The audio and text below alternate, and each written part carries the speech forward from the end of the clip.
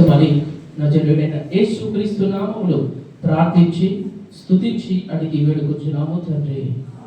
ఆమేన్.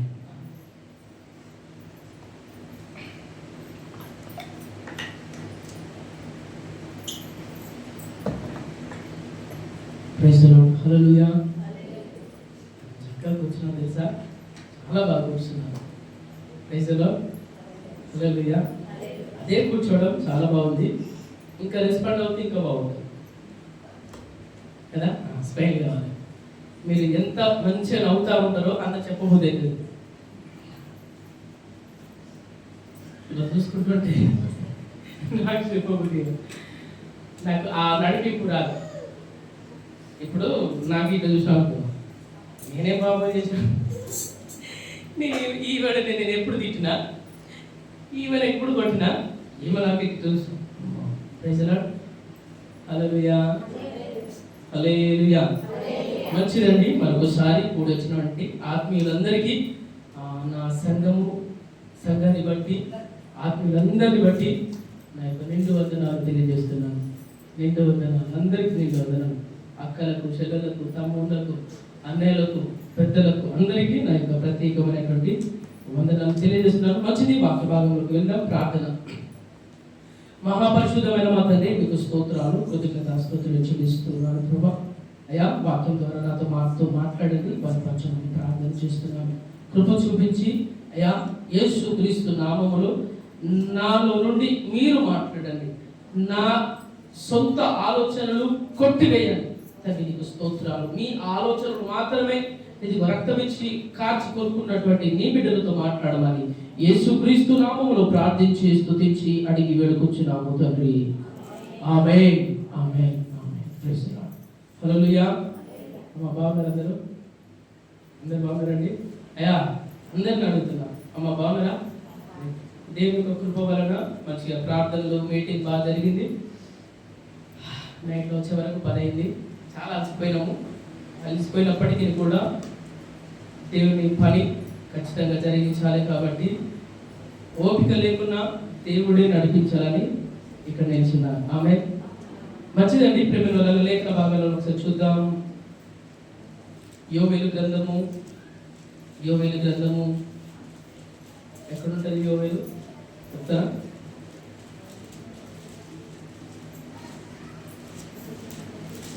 యోవేలు గ్రంథం తీయండి ఒకసారి. 1వ అధ్యాయం.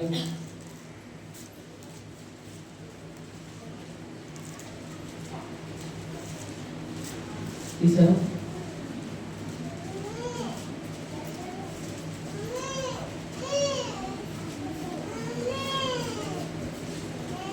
రెండవ వచనం. 1వ అధ్యాయం 2వ వచనం. 3వ వచనం చదవండి. 4వ చదవండి.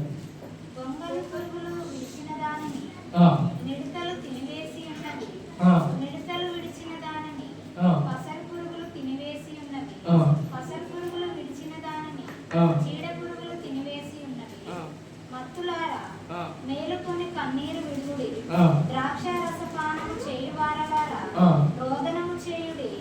రక్త ద్రాక్ష రసము మీ నోటికి రాకుండా నాశనమాయెను.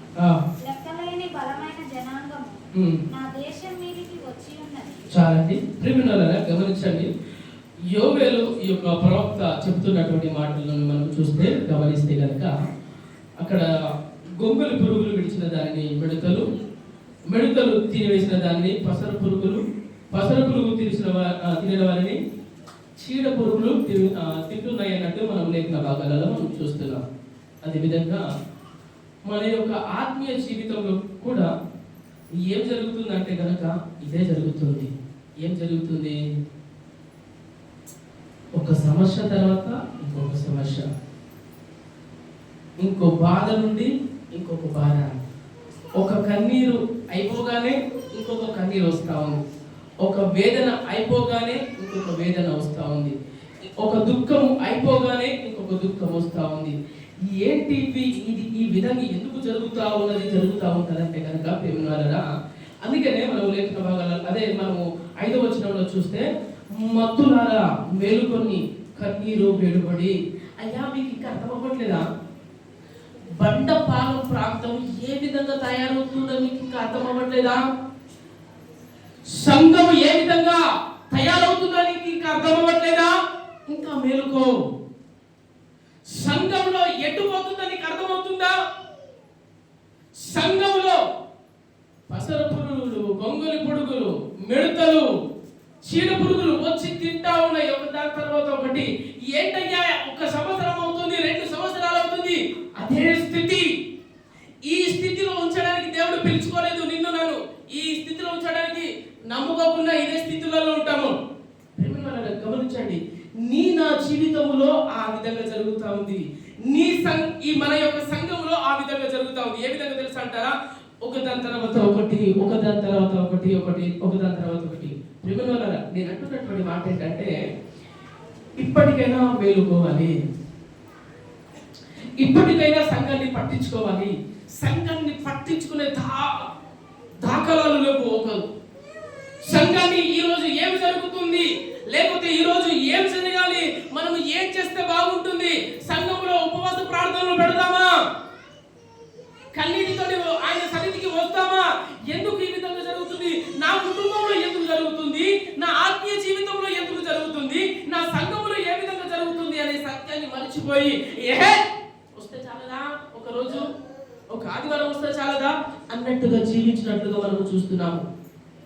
ఇప్పటికైనా మేలుకోకపోతే అనర్థానికి దారి తీస్తుంది. వాళ్ళని గమనించండి, అనర్థానికి ఖచ్చితంగా దారి తీస్తుంది. అనర్థం అయిన తర్వాత, నష్టం జరిగిన తర్వాత ఏం చేయలేని పరిస్థితి. దేవా అంటే అప్పుడు ఏం లేదు. మరి అప్పుడు నీకు సమయం ఇచ్చానుగా ప్రార్థన చేయడానికి, నీకేం రోగమైంది? అప్పుడు నీకు ఉపవాస ప్రార్థన అని చెప్పానుగా, నీకేమైంది? మరి అప్పుడు ఉపవాస ప్రార్థన అంటే నేను ఆ నష్టం నుండి, ఆ కష్టాల నుండి, కన్నీళ్ళ నుండి నేను ఈరోజు నీ యొక్క మనవి అలంకరించబోదునా అని అంటా ఉంటాడు. ప్రేమల నేను అంటున్నటువంటి మాట ఏంటంటే కనుక, నీ ఆత్మీయ స్థితి, నీ కుటుంబ స్థితి ఏ విధంగా ఉన్నది? సంవత్సరం అవుతుంది, 2 సంవత్సరాలు అవుతుంది, అదే స్థితి ఉంటే కనుక నీ కుటుంబంలో సాతానుగాడు ఖచ్చితంగా ఏలుబడి చేస్తా ఉన్నాడు. ఒక ప్రార్థన జీవితం పెరగలేదు, దేవుని స్తుతించే విషయంలో అనుభవం, జ్ఞానం పెరగలేదు. మనం వచ్చినాము అక్కడి నుండి మొదలుకొని ఇక్కడ వరకు వస్తే ఉంటే కనుక దాంట్లో చీకటి ఏలుబడి చేస్తుందనే సత్యాన్ని మర్చిపోవద్దు సంగమా. అందుకనే మనము ఒకసారి మాటలు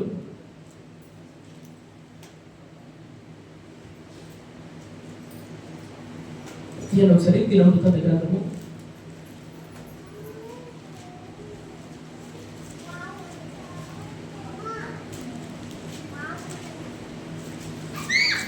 20వ దినవృత్తాంత గ్రంథము 20వ అధ్యాయము 1వ వచనం.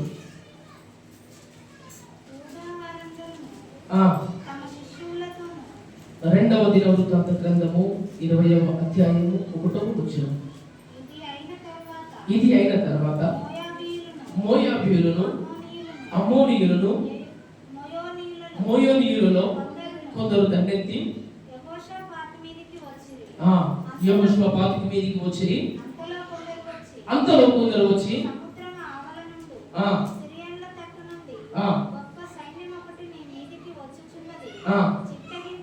చిత్తగించుము,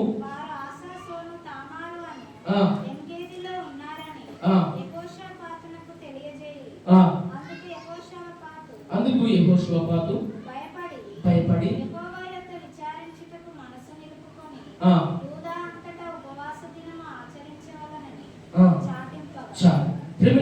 ఈ లేఖన భాగాలలో మనం చూస్తే కనుక యెహోషాపాతు మీదికి దండెత్తి అనేక రాజ్యాలు వచ్చాయి.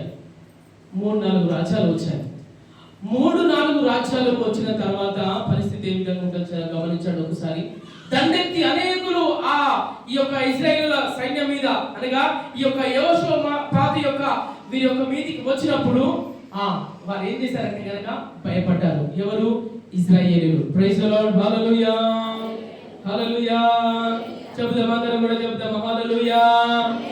నిద్రపోయేవారు చెప్పండి, పోలేదా? Very good. ప్రియమైన వాళ్ళారా, గమనించండి, యెహోషువపాతు మీదికి వచ్చినప్పుడు, దండెత్తి వచ్చినప్పుడు ఆయన భయపడినట్టుగా మనం లేఖన భాగాలలో మనం చూస్తా ఉన్నాము. యెహోషువపాతు భయపడి యెహోవా యొద్ద విచారించుటకు మనసు నిలుపుకొనెను. ఏంటండి చెప్పండి, ఏంటండి? యెహోషువపాతు భయపడి యెహోవా యొద్ద విచారించుటకు మనస్సుని నిలుపుకున్నాడు. అయితే ఒకసారి గమనించండి, నీకు వచ్చినటువంటి కష్టాలని మనం ఏం చేస్తామని తెలుసా? కామన్ కదా, ఈ నష్టం వచ్చిందిగా, వస్తూ ఉంటాయి, సహజము. దేవుని యొక్క సన్నిధిలో ఉన్నాము, వస్తాయి. యోగుకు రాలేదా? మనకు వస్తాయి అని మనం ఏం చేస్తామంటే, మనము చేసినటువంటి పొరపాట్లు ఏం చేస్తామంటే యోబు వైపు చూపిస్తాం. యోబు నీతిమంతుడు అండి, యథార్థవంతుడు, ఆయన వైపు చూపే, ఆయనకే వచ్చాయి మన కష్టం రావంటారు. గమనించండి, ఒక కష్టం వచ్చిందంటే దాని వెనక ఖచ్చితంగా ఒక మూలం ఉంటుంది. ఏంటండి? ఒక కష్టము మన దగ్గరికి వచ్చిందా, ఒక నష్టము మన దగ్గరికి వచ్చిందా అంటే కనుక ఖచ్చితంగా ఏం చేయాలంటే కనుక దేవుని యొక్క సన్నిధిలో ఏం చేయాలి? ఇప్పుడు చదువుతున్నటువంటి మాట భాగాలలో ఏం చేయాలండి? విచారించుటకు మనసును నిలుపుకోవాలి.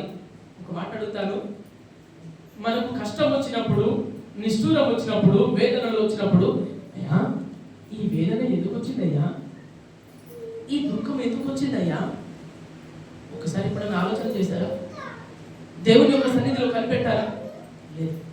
ప్రేమ వల్ల నేను అంటున్నటువంటి మాట ఏంటంటే కనుక యెహోషువపాతు భయపడి ఏం చేశారంటే కనుక దేవుని యొక్క విచారించుటకు మనసు నిలుపుకున్నాడు. అయితే అదే విధంగా దేవుని నమ్మినటువంటి బిడ్డలముగా మనల్ని అత్యధికంగా ఆశీర్వదించాలని, మన సంఘాన్ని ఆశీర్వదించాలని, నిన్ను ఆశీర్వదించాలని, నీ కుటుంబాన్ని ఆశీర్వదించాలని ఆయన సంసిద్ధంగా ఉన్నాడు. కానీ మనం ఆ ఆశీర్వాదాలని పొందుకోలేకపోతా ఉన్నాము. గమనించండి, ఈయన బాధ వచ్చినప్పుడు ఎక్కడికి వెళ్ళిండు? దేవుని యొక్క సన్నిధిలోకి వెళ్ళిండు. ఈయన బాధ వచ్చినప్పుడు ఎక్కడికి వెళ్ళిండు? ఆయన సన్నిధిలో విచారించడానికి వెళ్ళాడు. అయ్యా ఏం జరిగింది, ఎందుకు ఈ విధంగా జరిగింది అంటే కనుక వారు ఏం చేశారంటో, ఎక్కడికి వెళ్ళి విచారణ చేశారంటే కనుక దేవుని యొక్క మందిరంలోకి వెళ్ళి ఉపవాసం ఉండి కనిపెట్టారు. ఏంటండి? ఉపవాసం ఉండి కనిపెట్టారు. చూడండి, 2 సంవత్సరాలు అవుతుంది. ఏది మార్పు? 2 విధాలుగా మనం బాధపడతాం. ఒకటి మన సంఘములో అత్యధికంగా ఆశీర్వదించబడిన వారు ఉంటారు.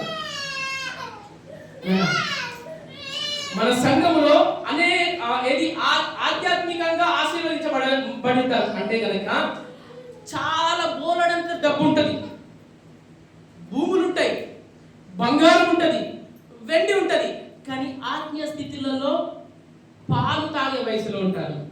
చెప్పండి ఏంటండి? వారికి అన్ని ఉన్నాయి, కట్ట బట్ట మొత్తం, ఏంటి బ్యాంక్ బ్యాలెన్స్, భూములు, ఎట్లు, గొర్రెలు, బర్రెలు అన్ని కూడా ఉంటాయి. కానీ ఏం చేస్తుందో తెలుసా? వారు కొందరు ఏమంటే ఆత్మీయ స్థితులలో దిగజారి ఉంటారు. కొందరు ఏం చేస్తుంటారు తెలుసా అంటారా? ఆత్మీయ స్థితి ఎదుగుతుంది, కానీ శారీరకంగా మాత్రము వారు పేదవారై ఉంటారు. ఏంటండి? పేదవారై ఉంటారు. నువ్వు ఆ విధంగా ఉన్న బాధే. ప్రైజ్ ది లార్డ్, హల్లెలూయా చెప్పండి ఒకసారి, హల్లెలూయా. నువ్వు ఆ విధంగా ఉన్న బాధే, ఈ విధంగా ఉన్న బాధే. నువ్వు నష్టపోతా ఉంటే దేవుడు బాధపడ్డా? ఆత్మీయ జీవితంలో ఇంకా పాలు తాగే వయసులో ఉంటే, అవునా ఎన్ని రోజులు నువ్వు ఈ విధంగా ఉంటావు, ఎన్ని రోజులు నీ పాపాన్ని వదులుకుంటుంటావు, నీ పాపాన్ని వదులుకో అని చెప్పడా? ఇది ఆత్మీయ స్థితిలో దిగజారిపోవడం. 2 రకాలుగా బాధలు ఉంటాయి. ఒకటి ఆత్మీయ స్థితిలలో దిగజారిపోవడం. మనం అనుకుంటాం, నా ఆత్మీయ స్థితి బాగా ఉందిగా. అరే నీ ఆత్మీయ స్థితి ఎవరు చెప్తారో తెలుసా? ఇతరులను చూసి చెప్పాలి. నీ ఆత్మీయ స్థితి ఎవరో తెలుసా? నీ పద్ధతిలో చూసి చెప్పాలి. నీ ఆత్మీయ స్థితి ఏం చేయాలి తెలుసా? నువ్వు మాట్లాడే మాటను బట్టి వారు అర్థం చేసుకోవాలి. నీ ఆత్మీయ స్థితి ఏ విధంగా ఉండాలో తెలుసంటారా? నీవు ప్రతి నీ యొక్క ప్రవర్తనలోను మాటల్లోని అన్ని విషయాల్లోనూ కూడా ఏ ఒక్కటి కూడా ప్రేమరా చిన్నది కూడా కనిపించకుండా ఉండడము, అది ఆత్మీయ స్థితి. కానీ కొందరు ఏం చేస్తారు, ఇంతకుముందు చెప్పినట్టుగా అన్ని ఉంటాయి కానీ ఆత్మీయ స్థితులలో సరిపోతా ఉంటాం. ప్రేమరా ఇవి నష్టము జరుగుతూ ఉంది, ఇవి బాధలు జరుగుతూ ఉన్నాయి. కాబట్టి ఈ యొక్క యెహోషువపాతు ఆ విధంగా వచ్చినప్పుడు ఏం చేశారంటే గనక మరొకసారి తీయండి, యోవేలు గ్రంథం తీయండి ఒకసారి, మళ్ళీ బయట పోతాం కానీ తీయండి, నేను త్వరగా ముగిస్తాను. 2వ అధ్యాయము 12వ వచనం చదవండి.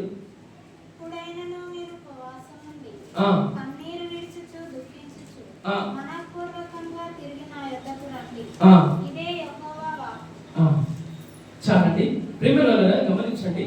ఇప్పుడు దేవాది దేవుడు ఒక మాట మాట్లాడుతూ ఉన్నాడు. ఏమని మాట్లాడుతూ ఉన్నాడు? అయ్యా తిరిగి నా యొద్దకి రండి, అయ్యా దేవుని యొక్క సన్నిధిలో కనిపెట్టుకోండి, అయ్యా దేవుని యొక్క సన్నిధిలో విచారించండి, దేవుని యొక్క సన్నిధిలో ఉపవాస ప్రార్థన ప్రకటించండి, దేవుని యొక్క సన్నిధిలో మీరు కనిపెట్టే వారిగా ఉండాలి. అందుకనే యేసుక్రీస్తు ప్రభువు వారు ఏమని మాట్లాడుతూ ఉంటారంటే కనుక ప్రార్థన గురించి మాట్లాడుతూ ఉంటాడు. ఏమని మాట్లాడుతూ ఉంటాడు? ఏమని మాట్లాడుతాడు? ప్రార్థన గురించి. శోధనలో ప్రవేశించుకున్నట్లు ప్రార్థన చేయాలి. ఈ రోజులలో చాలా మంది శోధనలో పడతా ఉన్నారు, అందుకనే ప్రార్థన కావాలి. అనేకులు వ్యర్థమైన దానికి వెళుతా ఉన్నారు, అందుకనే ఉపవాస ప్రార్థన చేయాలి. మనకు ప్రార్థన, ఉపవాసము, ప్రార్థన. అందుకనే యెషయా గ్రంథం 6వ అధ్యాయంలో అంటాడు కదా, నిత్యము పరిశుద్ధుడు పరిశుద్ధుడని గాన ప్రతి గానాలతో ఆరాధిస్తూ దేవదూతలు ఉన్నప్పుడు ఏం జరిగిందంటే కనుక ఆ మందిరము మహిమతో నింపబడింది. దేవుని యొక్క మహిమతో నింపబడి, ఆ మాట చదవండి, 1వ అధ్యాయం 6వ వచనంలో ఉంటుంది, ఒకసారి చదవండి.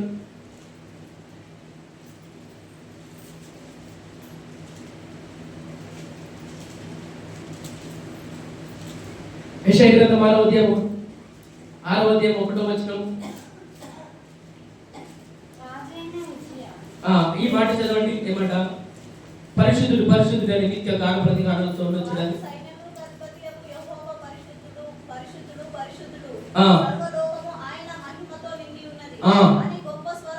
గొప్ప స్వరముతో గాన ప్రతిగానములు చేయుచుండగా వారి కంఠ స్వరము వలన గడప కమ్మల పునాదులు కదులుచు మందిరము ధూపము చేత నిండుకొనగా. ఏంటండి? ఎప్పుడు? ప్రార్థనలో జరిగినప్పుడు. నా వైపు చూడండి. ఇప్పుడు ఎప్పుడమ్మా జరిగింది? ఏం లేదు, ప్రెజెంట్ వచ్చినామా, ఆదివారం వచ్చినాము, ప్రైజ్ లార్డ్, వెళ్ళిపోయినామా అంటే దేవుని యొక్క మందిరము నిండదు మహిమతోటి. ఎప్పుడు నిండుతుందో తెలుసా? దేవుని యొక్క సన్నిధిలో నువ్వు మోకరించి, నువ్వు ఉపవాస ప్రార్థనలు చేస్తూ ఆయనను స్తుతిస్తూ స్తుతిస్తూ స్తుతిస్తూ ఉన్నప్పుడు ఏమవుతుందో తెలుసా? మందిరము ధూపము చేత నిండుకుంటది. ఏంటండి? చెప్పండి అమ్మా, అందమ్మా చెప్పండి. ధూపము చేత నిండుకుంటది కదా. మరి మన మందిరం యొక్క పరిస్థితి ఏంటి?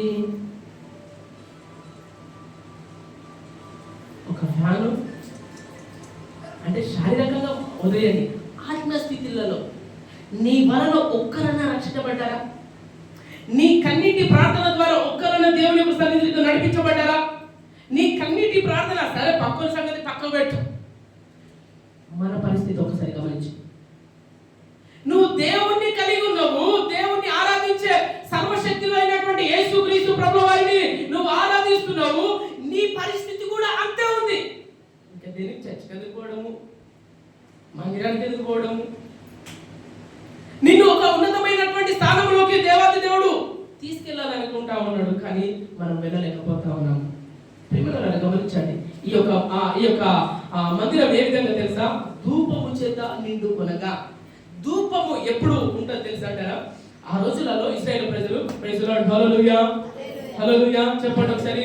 అమ్మా వెంకటమ్మ గారు, ప్రైజ్ లార్డ్ అమ్మా చెప్పండి. ఏంటమ్మా? ధూపం అంటే కనుక ఒక మాట చెప్తా వినండి. అందరము అన్నుల నుండి వచ్చినాక కదా, అక్కడ ఉద్బత్తిలు తెలుసుగా అరవి గారు? ఉద్బత్తిలు తెలుసా? ఉద్బత్తిలు తెలుసుగా? అందరికీ తెలుసుగా? ఉద్బత్తిలు తెలుసుగా? ఉద్బత్తిలా అగరబత్తిలా ఏమంటారా? మా ఊద్బత్తిలు అంటాం మరి. ప్రైజ్లో రైట్. మనము ఆ రోజులలో పూజించేవారు, అవునంటారా? అవునా అమ్మా? చెప్పండి, నా వైపు చూడండి, మీకు అర్థం అవ్వడానికి చెప్తున్నా. పూజించేవారము. ఏం చేసేవారు? మా అమ్మ ఏం చేసేదంటే కనుక పూజకు కూర్చునేటప్పుడు వాడి ముక్కేటప్పుడు ఏం చేసేది? అగరబత్తిలా ఊదుబత్తిలు అంటాం మా సైడు. అగరబత్తిలు ఏం చేసేవారంటే వెలిగించేవారు. ఇట్లా చేసి ఇట్లా వెలిగించి ఏం చేసేవారంటే మొత్తం ఇల్లంతా కూడా అదే స్మెల్ వచ్చేది. ఆ రోజు ఏమనుకుంటా తెలుసా? పూజ జరుగుతుంది రా ఆయన కదా, నమ్మద్దు, కరెక్టే, ఈరోజు పూజ జరుగుతుంది. ఆ అట్మాస్ఫియర్ ఏ విధంగా అనిపించింది అంటే కనుక ఈరోజు దేవుడు ఇక్కడ ఉన్నాడు కదా. ఎప్పుడు అనిపించింది అది? ఊదుబత్తీలు ముట్టించినప్పుడు, అగరబత్తీలు ముట్టించినప్పుడు, ఆ స్మెల్ వచ్చినప్పుడు, ఇల్లంతా కమ్ముకున్నప్పుడు మనం అనుకుంటా ఉంటాం ఏంటో తెలుసా? అబ్బా బాగుంది, దేవుని యొక్క సన్నిధి ఉన్నది అని మనం అనుకుంటా ఉంటాం కదా. ఎప్పుడు అది జరిగింది అంటే కనుక చెప్పమ్మా. అగరబత్తీలు, నువ్వు నాతో చెప్తా ఉండు. అగరబత్తీలు వెలిగించినప్పుడు కదా. అదేవిధంగా దేవుని యొక్క సన్నిధిలో ఉన్నటువంటి మనం కూడా అగరబత్తీలు ముట్టించినప్పుడు ఏ విధంగా అయితే చల్లబడుతుందో, ఏ విధంగా ఇల్లంతా కూడా కుమరించబడుతుందో, ఇల్లంతా కూడా ఆ స్మెల్తో నిండుకుంటుందో, దేవుని యొక్క సంఘములో సంఘ సభ్యులుగా సంఘములో మనం అందరము ఉపవాసము చేత, ప్రార్థనల చేత, స్తుతి చేత నిండుకోవాలి. అప్పుడు చెప్పండి, ఇంకా కష్టం వస్తే చెప్పండి. నీతిమంతులు కలుగు ఆపదలు అనేకములు, వాటి నుండి తప్పించే దేవుడు నేను కలిగి ఉన్నాను. ఏంటండి మాటలు మాట్లాడతారు? ఏంటండి మనకేం తక్కువ అండి? సర్వశక్తుడైనటువంటి దేవుని మనం కలిగి ఉంటా ఉంటే నాకు బాధ ఉన్నది, బాధ చెప్తున్నావా? దేవుని యొక్క మహిమ ఆ యొక్క ధూపముతో నిండుకుందా? లేదు. నేను ఫస్ట్ వచ్చినప్పుడు అదే చెప్పిన ఈ మందిరంలో దేవుని యొక్క ధూపం ప్రతినిత్యము వెళుతూనే ఉండాలి. ఆమె ఏంటండి? ఏం చేయాలి? ప్రతినిత్యము ధూపం ఏం చేయాలి? అగరబత్తిలు పెడతా ఉంటే వెళ్ళిపోతా ఉన్నది, పెడతా ఉంటే వెళ్ళిపోతా ఉంది. అదేవిధంగా దేవుని యొక్క సన్నిధిలో మనము కూడా ఏం చేయాలి తెలుసా? ప్రార్థనల ద్వారా, స్తుతి ద్వారా, ధూపము చేత నిండుకున్నప్పుడు మన సంఘాలలో దేవుడు అద్భుతములు చేయడానికి సంసిద్ధంగా ఉన్నాడు. ఎప్పటి వరకు ఈ యొక్క నడిపింపులో రామో దేవుని కార్యాలు ఒక్కటి కూడా చూడదు. అందుకనే ఈ సంఘములో, మన మందిరములో ప్రతినిత్యము ప్రార్థనలు జరగాలి, ప్రతినిత్యం ఉపవాస ప్రార్థనలు జరగాలి. ఎక్కడో మనం వెళ్ళడం ఏంటండి? ఎక్కడో మాకు మీటింగ్ అనేది బాగుంది, అక్కడ ఉపవాస ప్రార్థనలు, ఆ ఉపవాస ప్రార్థనలు పెట్టడానికి మనం పెడతాం. ఇంకొక మాట, ఇప్పుడు చాలా మంది క్రిస్మస్ కు బాగా మంది వస్తారా, లేకపోతే సండే రోజు బాగా మంది వస్తారా? ఎందుకు? హాలిడే ఉంటుంది. ఎందుకు? ఆ రోజు ఇక సమర్పించుకున్నాం, ఎన్ని పనులున్నా ఆ క్రిస్మస్ రోజు ఖచ్చితంగా ఉంటాం. ఎవరైనా చేస్తారు. వారికి వీరికి డిఫరెంట్ ఏంది? ఇంకా అర్థమవుతుందా? నామకార్థంగా ఉన్న వాళ్ళు వస్తారు, దేవుడేదో నమ్ముకున్నట్టుగా వస్తూ ఉంటారు. వారికి నీకు డిఫరెంట్ లాగా ఉండడానికి వీలేదు. నేను అంటున్నటువంటి మాట ఏంటంటే కనుక దేవుని యొక్క సన్నిధిలో ఉన్నటువంటి నీవు అక్కడ అనుకూల సమయం ఉన్నప్పుడు వచ్చింది కాబట్టి అందరూ క్రిస్మస్కి వస్తారు. కానీ అనుకూలమైనటువంటి సమయం లేనప్పుడే దేవుని యొక్క సన్నిధికి రావాలి. ఫర్ ఎగ్జాంపుల్ ఆదివారము 6,000 రూపాయల యొక్క పని పడుతుంది. అప్పుడు ఏం చేస్తాం? అప్పుడు చెప్పండి, 6,000కే పోతాం. మరి పాత నిబంధనలు చూస్తే కనుక 7వ రోజు నువ్వు ఖచ్చితంగా దేవుని యొక్క మందిరంలో ఉండాలి అనే మాట మర్చిపోయారా? అంటే ఒక భయం లేదు. దేవుడు ఒకవేళ నేను ఈరోజు పోకపోతే నన్ను దేవునికి నేను అయిష్టంగా ఉంటాననే ఆ సత్యము తెలుసుకోలేకపోతా ఉన్నారు. దేవుని యొక్క మాటకు విని ఆయన మాటలను గైకొట్టే కనుక ఖచ్చితంగా ఆశీర్వాదాలు వస్తాయి. ఆమేన్, హల్లెలూయా. ఈ మాట చదవండి ఒకసారి. నిర్గమకాండము 23వ అధ్యాయం. త్వరగా ముగిస్తాను, ఇంకొక 20 నిమిషాలు, 15-20 నిమిషాల్లో ముగిస్తాను.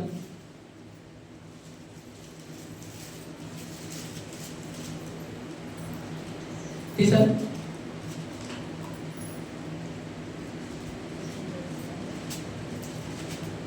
నిర్గమకాండము 23వ అధ్యాయము 22వ వచనము. అయితే ఆ నీవు ఆయన మాటను జాగ్రత్తగా విని నేను చెప్పినది యావత్తు చేసిన యెడల నేను నీ శత్రువులకు శత్రువును నీ విరోధులకు విరోధునయుండును. ఎట్లనగా నా దూత నీకు ముందుగా వెళ్ళుచు అమోరీయులు, హిత్తీయులు, పెరిజీయులు, కానానీయులు, హివ్వీయులు, యెబూసీయులను వారున్న చోటుకు నిన్ను రప్పించును. నేను వారిని సంహరించెదను. చాలు.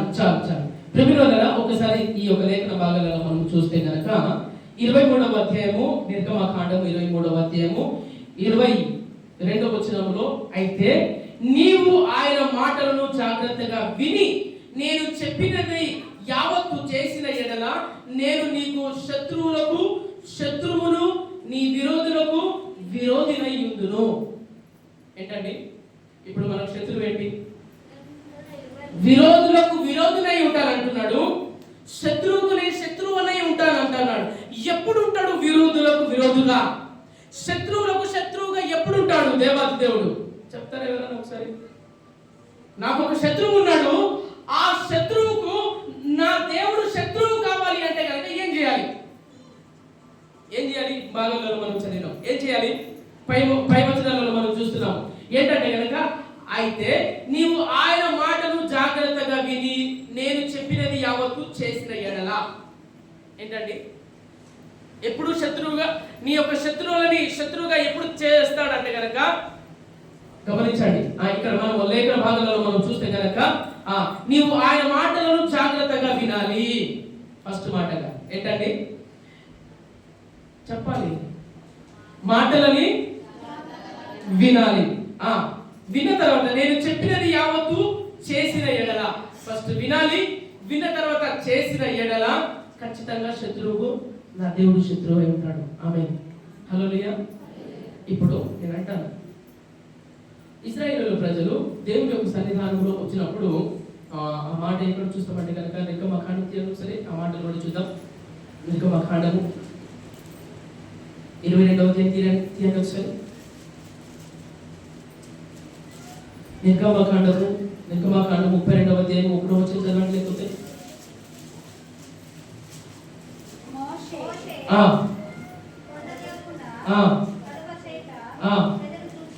చూసినప్పుడు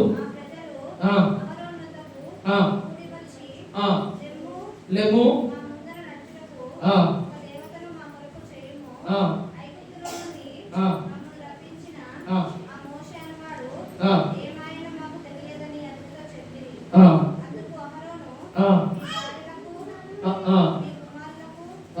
అయితే ఈ భాగంలో మనం ఒకసారి గమనించినట్లయితే కనుక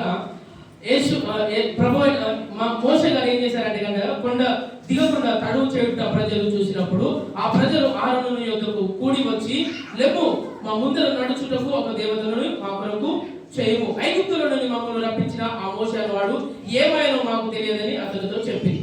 ప్రియమైన వారలారా, ఇక్కడ మనం ఏం చూస్తున్నామంటే కనుక దేవుని యొక్క సేవకుని అనగా దేవుణ్ణి తిరస్కరించినట్టుగా మనం చూస్తా ఉన్నాము. అంతేనంటారా? అమ్మా దేవుని తిరస్కరించినట్లుగా మనం చూస్తున్నామా? మోషే అనేవాడు నాకేమయ్యా అని అంటున్నాడా? ఈ రోజులలో కూడా అంటా ఉంటాడు.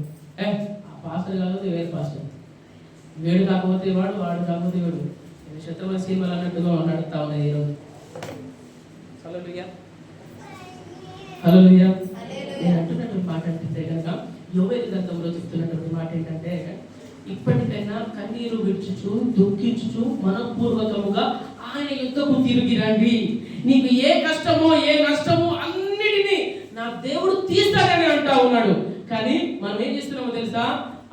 ఆయన మాట వినట్లేదు. ఇప్పుడు మాటలో మనం చూస్తామా?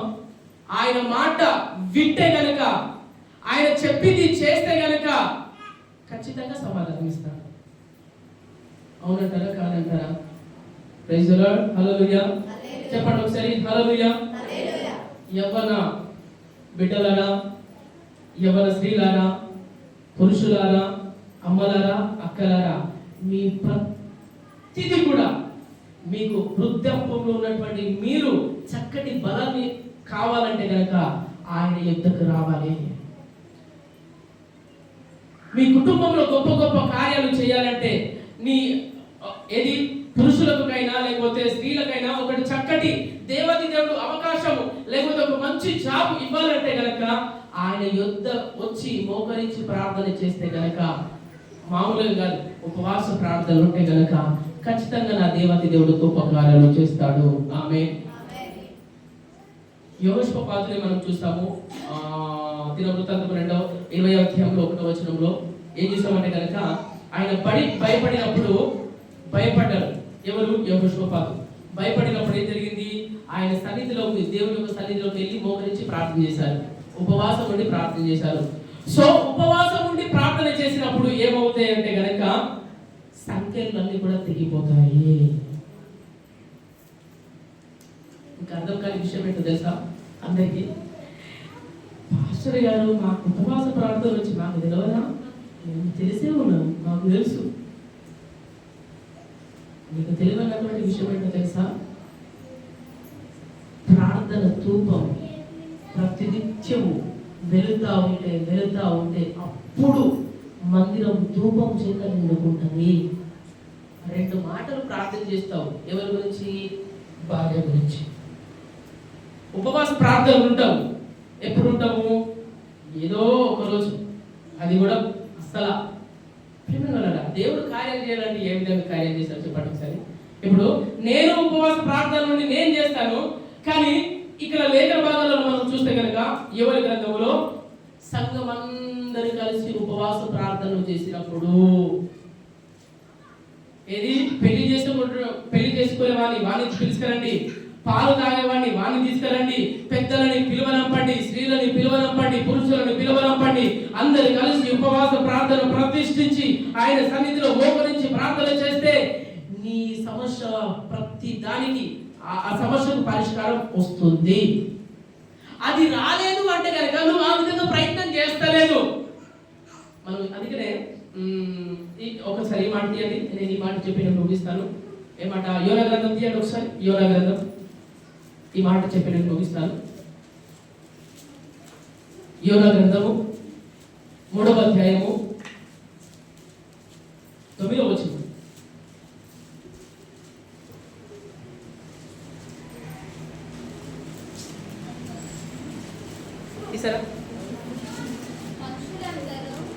యోనా గ్రంథము 3వ అధ్యాయము 8వ వచనం.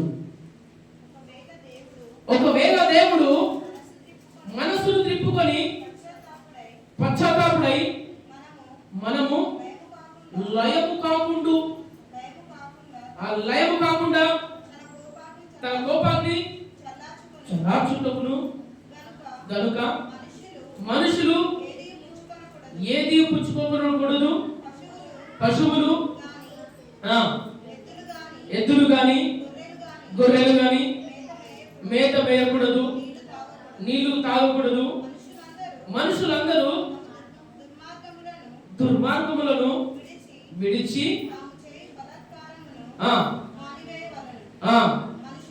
మనుషులేమి పశువులేమి సమస్తమును గోనెపట్ట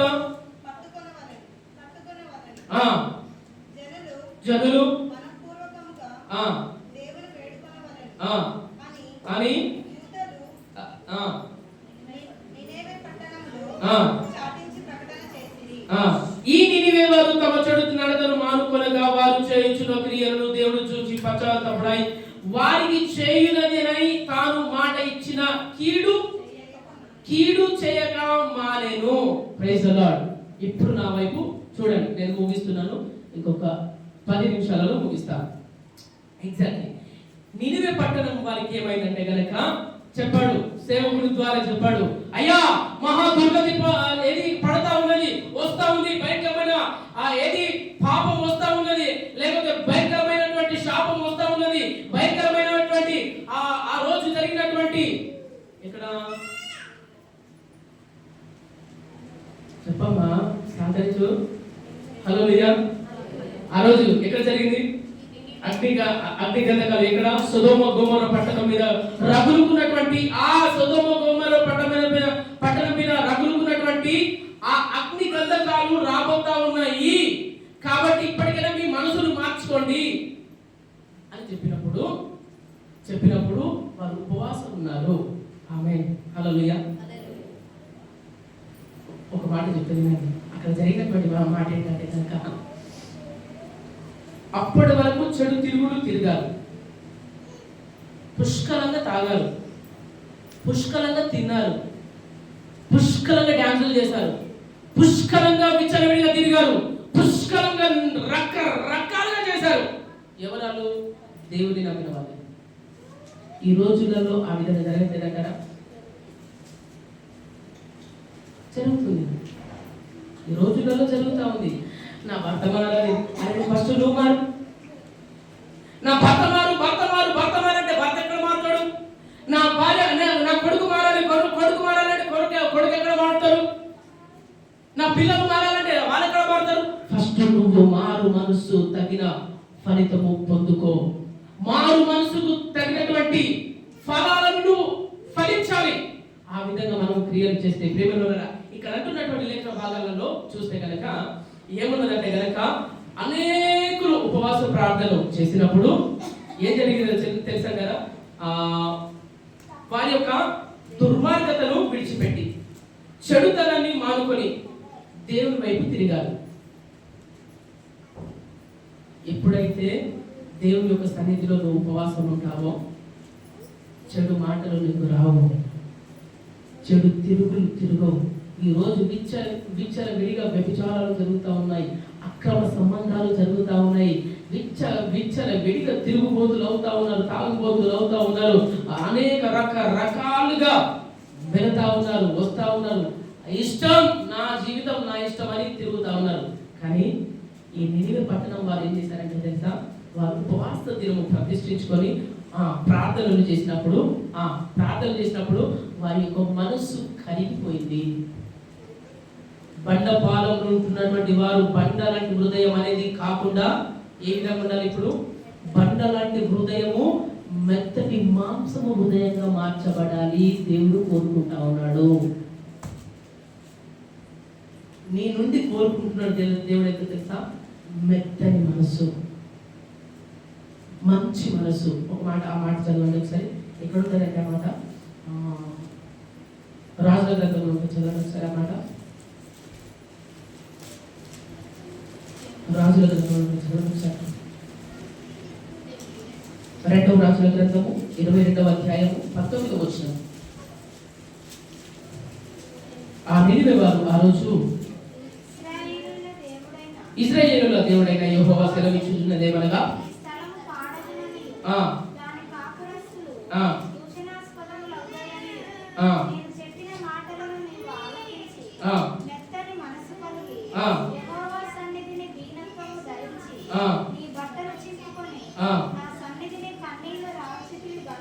గనుక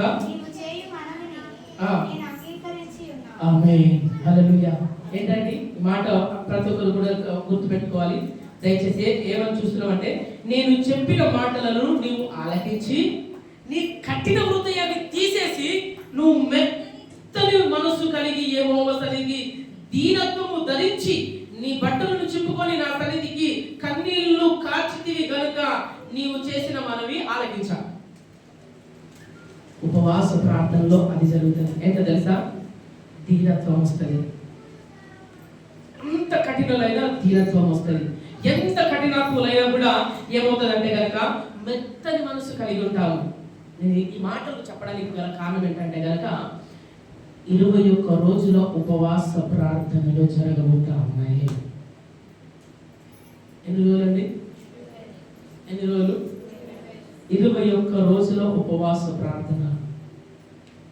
ఈ మాటలు నేను ఎందుకు చెప్పానంటే కనుక ఈ ఉపవాస ప్రార్థనలలో దేవాది దేవుడు ఖచ్చితంగా కఠినాత్ములు ఉంటారుగా, ఆ కఠిన హృదయాన్ని దేవాది దేవుడు తీసివేసి మెత్తని హృదయాన్ని ఇవ్వబోతా ఉన్నాడు.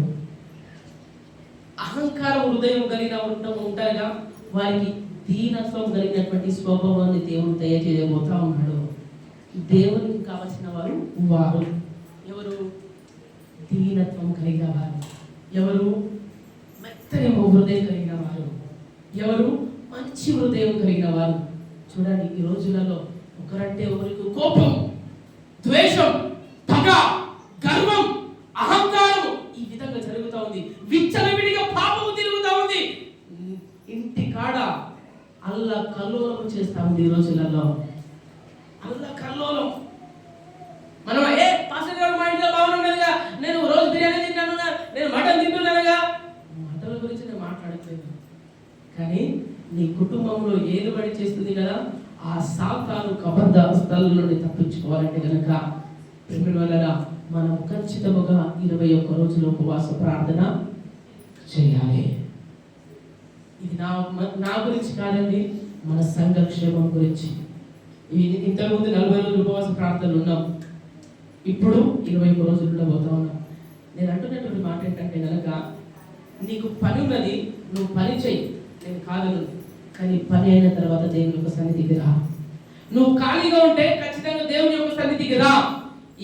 ఈ రోజు మొదలుకొని రేపటి దినం నుండి మొదలుకొని వచ్చే నెల 10 తారీఖు వరకు 21 రోజులు కంప్లీట్ అవుతుంది.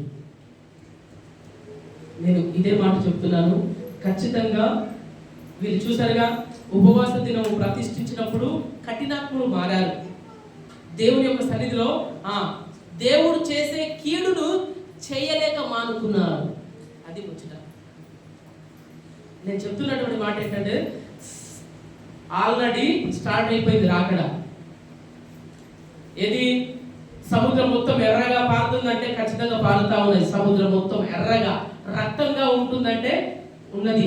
ఎర్రని పయ్య వధించబడుతుంది అనగా అక్కడ బలి అవుతుందంటే ఖచ్చితంగా అయిపోయింది, కాల్చబడ్డది. ప్రేమల వలన ఇవన్నీ కూడా రాకడకు సూచనలు. వీటిని చూసి మనం ఏం చేయాలంటే కనుక అమ్మో దేవుడు వస్తున్నాడు, ఒక్క రోజైనా, ఒక 21 రోజులైనా, నేను కొద్ది రోజులైనా నేను ఉపవాసం వంటి దేవుని యొక్క వైపు తిరిగి ఆయన యొక్క సన్నిధిలో ఉంటాను. ప్రేమల వలన గమనించండి, నీకు ఈరోజు పని ఉన్నది, మంచిదే. ఆ పని కంటే ముఖ్యము ఆత్మ. గుర్తుపెట్టుకో, ఈరోజు పని ఉన్నది, నేను కాదనను, ఫుల్ పనులు ఉన్నాయి. ఆ పనుల కంటే ముఖ్యమైనది ఏంటంటే మన ఆత్మ. ఆత్మను చంపేవారికి భయపడాలి, కానీ శరీరానికి చంపేవారికి భయపడొద్దని లేఖన భాగాలు సెలవిస్తా ఉన్నాయి. ఈ రోజు ఏం చేస్తాం తెలుసా? రే నేను చంపుతా అంటే వానికి భయపడతాం, కానీ ఆత్మ చంపలే చచ్చిపోయిన తర్వాత ఎక్కడ పోతుంది అని ఈ విధంగా మాట్లాడుతూ ఉన్నాను. కానీ దయచేసి గమనించండి ప్రేమ వలన, నేను అంటున్నటువంటి నా మాట ఆలోచిస్తారని నేను అనుకుంటా ఉన్నాను, నా మాట వింటారని నేను అనుకుంటా ఉన్నాను. అదే ఇజ్రాయేలు ప్రజలు మోషే కొండ మీదకి 40 రోజులు ఉపవాస ప్రార్థనకు వెళ్ళినప్పుడు ఏం జరిగిందంటే కనుక, అయ్యా మీరు ఈ విధంగా మాట్లాడిన వారు ఉండమంటే వారు విధేయులై ఉన్నారు. ఒక నాయకునికి అప్పచెప్పిన తర్వాత ఆ నాయకునికి లోబడాలి, ఆ నాయకునికి విధేయత చూపాలి. నువ్వు విధేయత చూపించకపోయినా, లోబడకపోయినా, తిరగబాటు చేసినా, నేను ఈ మన బండపల్లి ప్రాంతం గురించి, మన సంఘం గురించి ఏ నిర్ణయం తీసుకోవడం జరిగింది.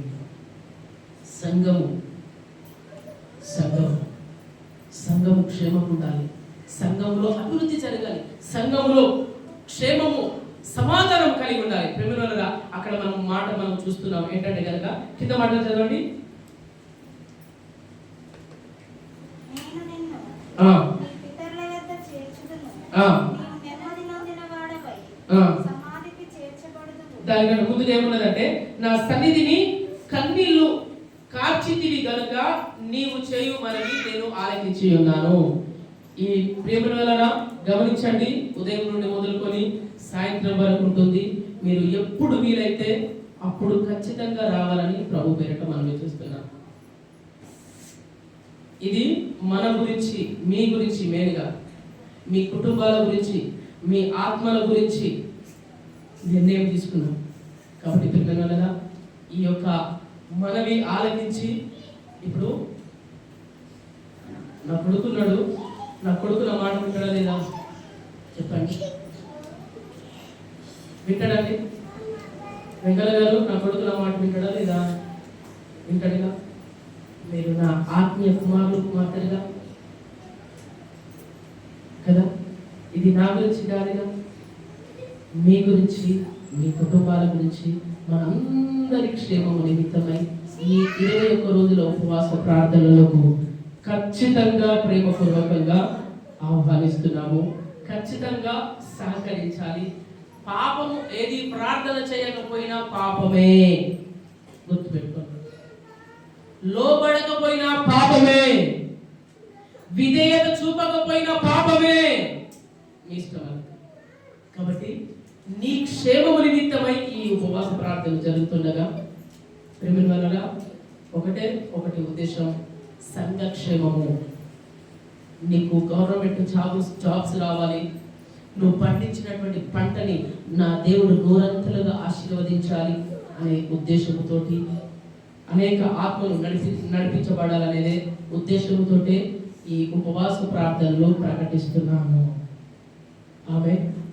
కాబట్టి ఎవరైతే రారో, నా మాట ఏంటంటే దేవుని యొక్క ప్రతినిధిగా మాట చెప్పటం మట్టుకే. చెప్పింది చేయకపోతే శిక్ష మీకు. అర్థమవుతుందా? చెప్పింది చేయకపోతే మీ శిక్ష ఉంటుంది. నేను చెప్పకపోతే నాకు శిక్ష ఉంటుంది. చెప్పకపోయినా నేను తప్పు బట్టి చెప్పకపోతే శిక్షనే ఉంటుంది. గద్దించకపోయినా శిక్షనే, ప్రేమించకపోయినా శిక్షనే. కాబట్టి ప్రేమికుల ఆలకించండి. మన క్షేమము నిమిత్తమై, మన సంఘం నిమిత్తమై ఈ యొక్క 21 రోజుల ఉపవాస ప్రార్థన జరుగుతుండగా రేపటి దినము నుండి ప్రారంభము కానున్నది. కాబట్టి ఉదయం 5 గంటల నుండి 6 గంటల వరకు ఉంటుంది. తర్వాత 10 గంటల నుండి 1 గంట వరకు, సాయంత్రం 7 గంటల నుండి 9 గంటల వరకు. దయచేసి ఆలకించండి. ఇది ఎవరైతే నిర్లక్ష్యం చేస్తారో, ఇది ఎవరైతే పోనీలే అని అనుకుంటారో, నాకు తెలియదు. అనర్థాలు వస్తే నాకు సంబంధం లేదు, నష్టపోతే నాకు సంబంధం లేదు. కాబట్టి ప్రేమికులారా గమనించండి, ఆలకించండి. దేవుని యొక్క ప్రేరేపణతో చెప్తున్నాను. ఎందుకు ఈ విధంగా వచ్చిందో నాకు తెలియదు ప్రేరేపణ, కానీ దేవుని యొక్క ప్రేరేపణతోటి ఏ కుటుంబంలో ఏ శాపాలు ఉన్నాయో, ఏ కుటుంబాలలో సాతాను గలిబిలి చేస్తా ఉన్నాడు, నేను చూపిన మూడు బలమైనటువంటి సాతాను కార్యాలు జరుగుతూ ఉన్నాయి. 3. కాబట్టి ప్రేమిన వలన మనం ఖచ్చితంగా మెలకువగా ఉండాలి. 3 ఏలుబడి చేస్తున్నాయి. 3. కాబట్టి మీరు తప్పకుండా ఆలకించి, పర్లేదులే, ఎవరికో నాకు సంబంధం లేదు అనుకోకు, అది నీకే కావచ్చు. జరగబోయేదాన్ని ఆపడానికే ఈ యొక్క ఉపవాస ప్రార్థనలో. కాబట్టి నా ప్రేమ వలన నా మాట ఆలకించి ప్రేమపూర్వకంగా నేను చెబుతా ఉన్నాను. దేవుని యొక్క ప్రేరేపణ బట్టి చెబుతా ఉన్నాను. మీరందరూ రండి, దేవుని యొక్క పాదాలని పట్టుకుందాం. శాపాన్ని కొట్టివేసి, పాపాన్ని కొట్టివేసి, సాతాను యొక్క తంత్రములను కొట్టివేసి ఆయన నిత్యరాజ్యానికి వారసులుగా అవుదాం. అందరూ కూడా మోకరిద్దాం. ప్రార్థన.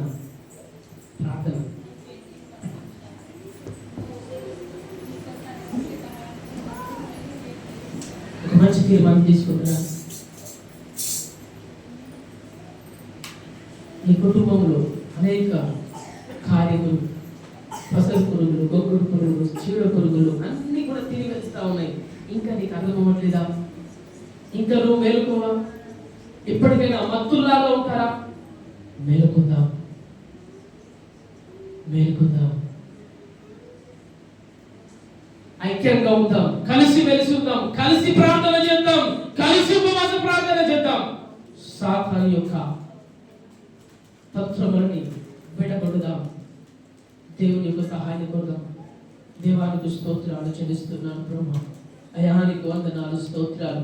మా ముందు నినివే పట్టణాన్ని ఉంచారయ్యా. ఆ నినివే మహా దుర్మార్గులైనటువంటి వారు అయ్యా, మీరు మాట్లాడినప్పుడు, ఉపవాస ప్రార్థనలు చేసినప్పుడు అయ్యా, ఎంత దుర్మార్గులైనా కూడా వారి యొక్క మనస్సు మార్చారయ్యా. వారిని పాపాన్ని తీసివేశారు. తండ్రికి స్తోత్రాలు చెల్లిస్తూ వారు ఒప్పుకున్నారు. దేవానికి స్తోత్రాలు చెల్లిస్తూ వారి యొక్క పాపాలని ఒప్పుకున్నారు. ఈరోజు పాపాలని ఒప్పుకోలేని స్థితులలో ఉన్నారు.